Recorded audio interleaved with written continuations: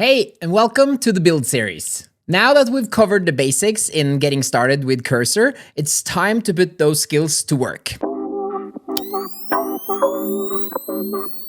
Congrats on making it here. This is where the real fun begins. If you've ever had an idea and thought, I wish I could build something around this idea, this series is for you. Now, many people get stuck on the idea stage, and many people are afraid that someone else has already built it or someone else will build it. But remember, you're here, ready to build, and most people never do. Before we dive in, let's quickly look at the journey we have in front of us. Up until now, we've covered the basics of Cursor, how to set it up, and how you can use it to build with AI. In the Before You Start Coding video, we discussed how to shape your ideas before you start building, turning an idea into a detailed plan that you can use as context in Cursor. I highly recommend you check it out. It walks through a few planning steps that will make everything else go smoother. A few minutes of planning now can save you hours of frustration later and help your project actually make sense when you start building.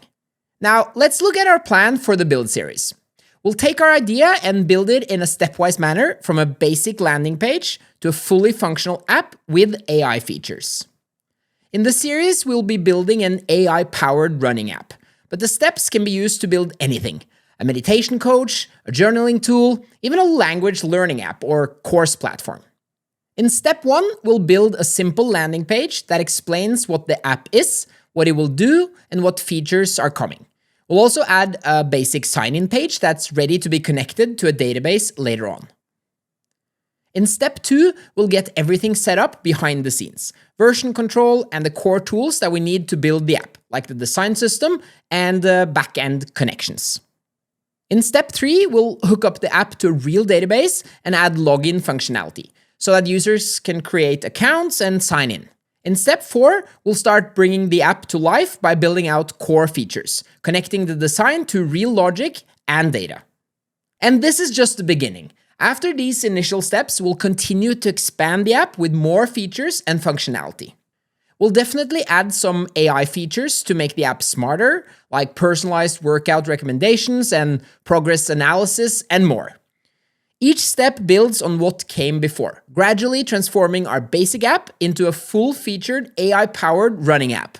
Throughout the series, we'll be following a simple 4-step process, building the most basic version we can and get it out for testing as soon as possible. Once it's out, we'll learn from what works and what doesn't, and go right back to improving the next version. Learn from feedback. Watch how people use it, what works, what's missing, then refine the idea. Go back to the idea with real insights. And then keep looping back to step 2. Before we round off, let's quickly cover the basic building blocks of an app. Every app has core building blocks that make it work, and most apps have similar building blocks, like a database, some app logic connecting the user interface to the database, and login. Here's a simple illustration of the main components. The front end is what the user sees and interacts with: the layout, buttons, and visuals. The backend is where your data lives: user accounts, saved workouts, notes stored in a database. Login and access, also called authentication and authorization. Users can sign in and only see their own stuff. And then we have the app logic, the core interactions. For our running app, that would be saving a workout, starting a plan, updating our profile, and so on. As mentioned, most apps have some sort of data in the backend. And most apps would need some sort of layer that allows us to use that data, add data, remove data, and change that data. This is sometimes called CRUD in tech speech, but really it just means your app can create and edit stuff. We'll build all of these, one block at a time. So that's it for the intro to the build series. And remember, this series isn't just about watching me build an app, it's about helping you build something that matters to you. So while I'm building for runners, you might be building for writers, parents, designers, or anyone else you want to help. It's fast, it's real, and it's your first step from idea to working app. Let's build!